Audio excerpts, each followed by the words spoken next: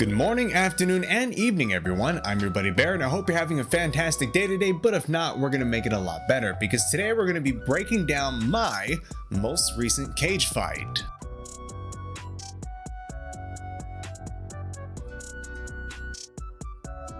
Please remember to hit the subscribe button if you want to stick around for more than just this one video, and of course, as always, leave a like and a comment if you enjoy what you see. Actually, even if you don't enjoy what you see, leave a comment anyways. And let's get started.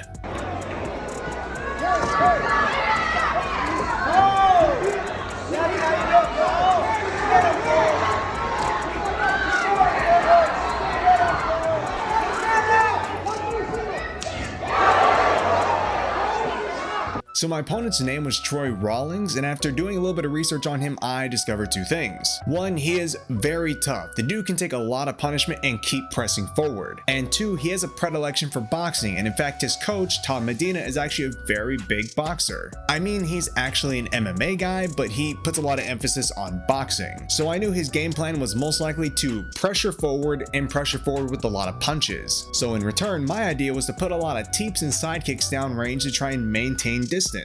He was just a lot more dense than I expected, so I hit him and it was kind of like hitting a brick wall that just kept moving forward towards you.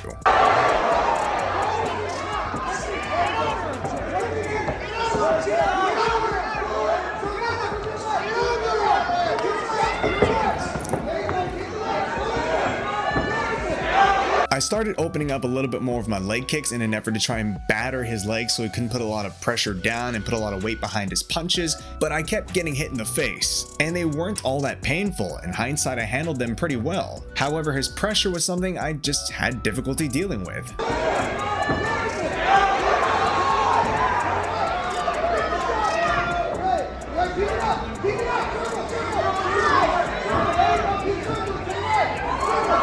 Before we go past that guillotine choke, which actually didn't pan out at all, he gave up on it pretty fast. You actually saw that one of my overhands did connect on the left side of his face, albeit it didn't do the amount of damage that I wanted it to.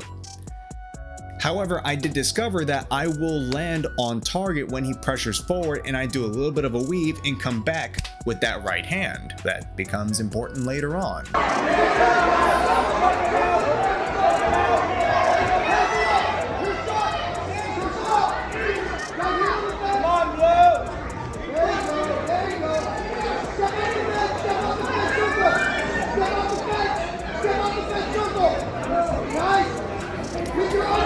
Now that I've pushed myself out of that guillotine and we're locked up in a clinch up against the side of the cage, we begin the first of a couple different instances where we are clinched up against the cage. More importantly though, it's where I start landing my knees to his body.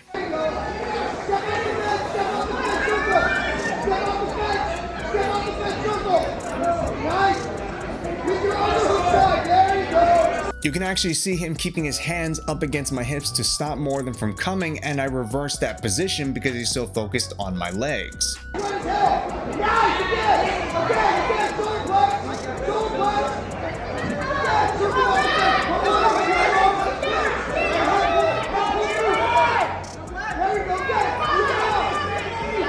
At this point, we're about maybe 3 or 4 knee strikes in, and I notice that he starts to grunt with each knee that comes in. And it's at that point that I recognize that a good chance at me getting victory here is going to be straight through his body.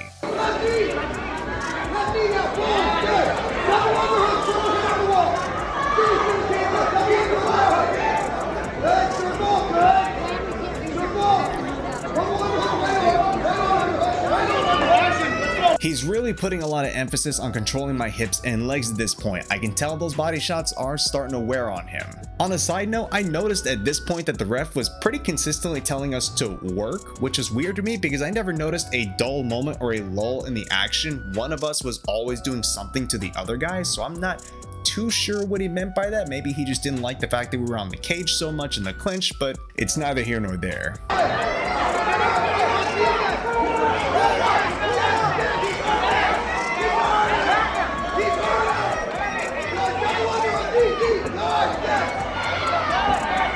It was kind of hard to see right there, but he was actively looking to pull away from me and I was still kind of holding on to him. So I tried to land 1 or 2 more knee strikes before we successfully broke off. And once we did, I kind of pushed on his face just to give me that little extra inch of breathing room so I don't immediately get punched upon breaking away from the clinch.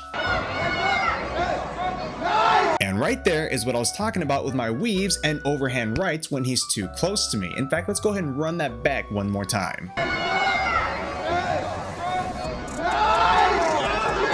My right hand arced and came straight down on the chin, on the button, and you saw it stagger him, which to his credit, that was a big shot he took. He's a very tough individual. However, it wasn't part of the game plan for that to happen, especially in round 1, so I was dreadfully unprepared to react upon it. You'll even see right now, it takes me a second to collect myself before I press forward on the attack, and I miss my window of opportunity.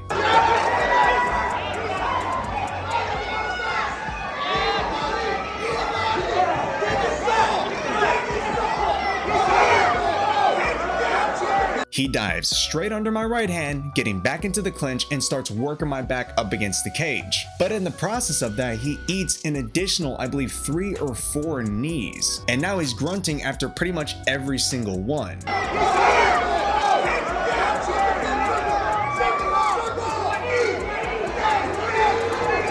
If you notice, those last 2 we just saw were exceptionally powerful. In the first one, I had a lot of wind-up room because there was so much space between us, and in the second one, I was actually able to load my hips up and thrust the knee straight into his midsection. In fact, you'll see right now as he walks me back against the cage for like the 3rd or 4th time, he is holding his abdomen out of just pure pain.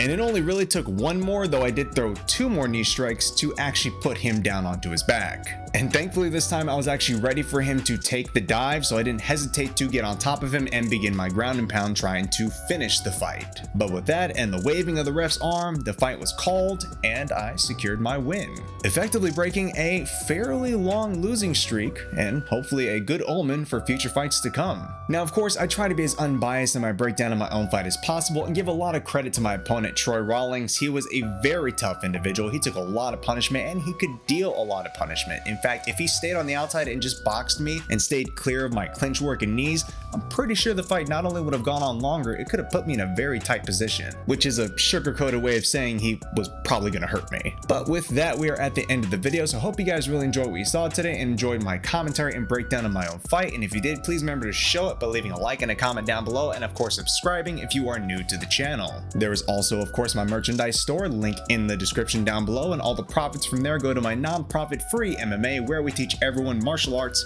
for no cost. And as always, please remember to eat well, sleep well, train hard, and I'll catch y'all in the next one. Have a good day.